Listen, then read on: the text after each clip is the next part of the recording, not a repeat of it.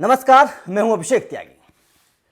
बिहार में चुनाव नतीजों के बाद जिस तरह से सुशील मोदी को लेकर लगातार खबरें चल रही हैं, लगातार चर्चाएं चल रही हैं कि आखिर बीजेपी के केंद्रीय नेतृत्व ने सुशील मोदी को नजरअंदाज क्यों किया।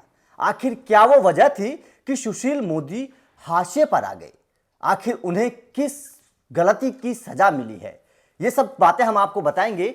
लेकिन ये भी बताएंगे कि आखिर सुशील मोदी और उनके साथ जितने भी तमाम वरिष्ठ नेता थे उनको हाशिए पर क्यों लाया गया और बीजेपी सुशील मोदी को नजरअंदाज करके एक तीर से दो निशाने कौन से साध रही है, ये भी हम आपको बताएंगे। दरअसल आप सबको पता है कि सुशील मोदी चुनाव के वक्त तक बीजेपी के कहें तो अगर बिहार के एनडीए के महागठबंधन के उप मुख्यमंत्री के तौर पर देखे जा रहे थे। ये कुछ लोग ये भी कह रहे थे कि हो सकता है कि सुशील मोदी को मुख्यमंत्री भी बना दिया जाए, क्योंकि बिहार में सुशील मोदी बीजेपी का एक बड़ा चेहरा थे।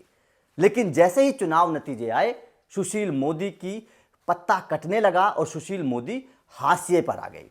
अब सुशील मोदी के इसके पीछे वजह सबसे पहले तो 2012 का उनका बयान भी माना जा रहा है कि जिस तरह से जब बीजेपी के तमाम नेता बिहार में पीएम मोदी जब उस वक्त गुजरात के मुख्यमंत्री थे और केंद्र के लिए आ रहे थे, तब उनको प्रमोट कर रहे थे। गिरिराज सिंह, अश्विनी चौबे जैसे नेता बीजेपी मोदी को बिहार में प्रमोट कर रहे थे। लेकिन उसी वक्त सुशील मोदी बीजेपी के होने के नाते मोदी की बजाय नीतीश कुमार को प्रमोट करने लगे और साफ साफ सुशील मोदी ने उस वक्त यह बयान दे दिया था कि नीतीश केंद्र में बेहतर काम कर सकते हैं। उनका यह बयान अब माना जा रहा है कि उनके हाशिए पर जाने की सबसे बड़ी वजह है। लेकिन अब जब बिहार में एनडीए को बहुमत मिला और उसके बाद में जब सरकार बनाने की बात आई, तब यह सबसे बड़ा सवाल था कि क्या सुशील मोदी को अब भी पिछली बार की तरह उप मुख्यमंत्री का पद मिलेगा।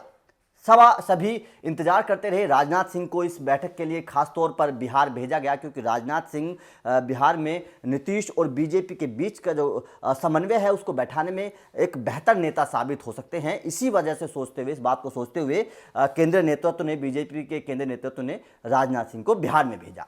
राजनाथ सिंह जब बिहार में गए, उस वक्त सभी की निगाह ये थी कि क्या नीतीश कुमार के साथ उनके जो पूर्व सहयोगी रहे हैं सुशील मोदी, वो आएंगे। ये सबसे बड़ा सवाल था। लेकिन राजनाथ सिंह ने जाते ही सुशील मोदी के लिए एक फरमान जारी कर दिया कि भैया आप अपने जूनियर तारकिशोर यादव और रेणु चौधरी को उप मुख्यमंत्री के नाम की आप घोषणा करिए और आप ही के द्वारा ये घोषणा की जाएगी।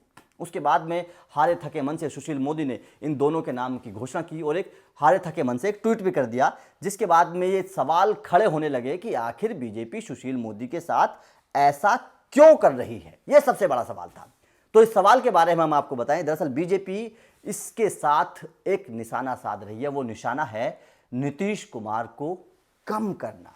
दरअसल बीजेपी के जो हनुमान हैं उसके पीछे भी यही रणनीति बताई जा रही है, क्योंकि जो एलजेपी जिन सीटों पर चुनाव लड़ी है, अगर एलजेपी बीजेपी के साथ मिलकर चुनाव लड़ती तो शायद नीतीश कुमार की सीटें ज्यादा आती, और अगर नीतीश कुमार की सीटें ज्यादा आती तो नीतीश बीजेपी से बड़े बनकर बिहार में उभरते और नीतीश अपनी शर्त पर बिहार में सरकार बनाते। लेकिन अब क्योंकि नीतीश से बड़ी बीजेपी पार्टी हो गई है, तो बीजेपी अपनी शर्त पर बिहार में सरकार चलाएगी। ये सबसे बड़ी बात थी। उसके बाद में नीतीश कुमार को बीजेपी कम करने के लिए उनके जो सहयोगी नेता हैं, जो उनकी फेवर के नेता हैं, जो उनकी तरफदारी करके बयान देते हैं, जैसे सुशील मोदी रहे हैं पिछले कुछ सालों में, इस तरह के नेताओं को अब दरकिनार किया जा रहा है, ताकि इस तरह के नेता अब अपने बयान खुलकर ना दे सके और नीतीश कुमार को बढ़ावा ना मिल सके।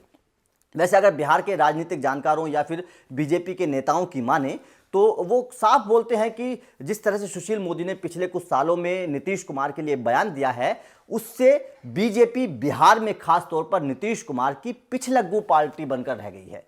अब बीजेपी केंद्रीय पार्टी है तो जाहिर तौर पर पिछलग्गू बिहार में नीतीश कुमार की बनेगी नहीं। इसी वजह से बीजेपी ने ये रणनीति बनाई है कि नीतीश कुमार के जितने भी सहयोगी वरिष्ठ नेता हैं वो अब दरकिनार किए जाएं, उनकी जो पावर है, उनकी जो कुर्सी की पावर है वो छीन ली जाए और नीतीश कुमार को धीरे धीरे बिहार में कमज़ोर किया जाए, ताकि बीजेपी बिहार में मजबूत बनकर उभरे।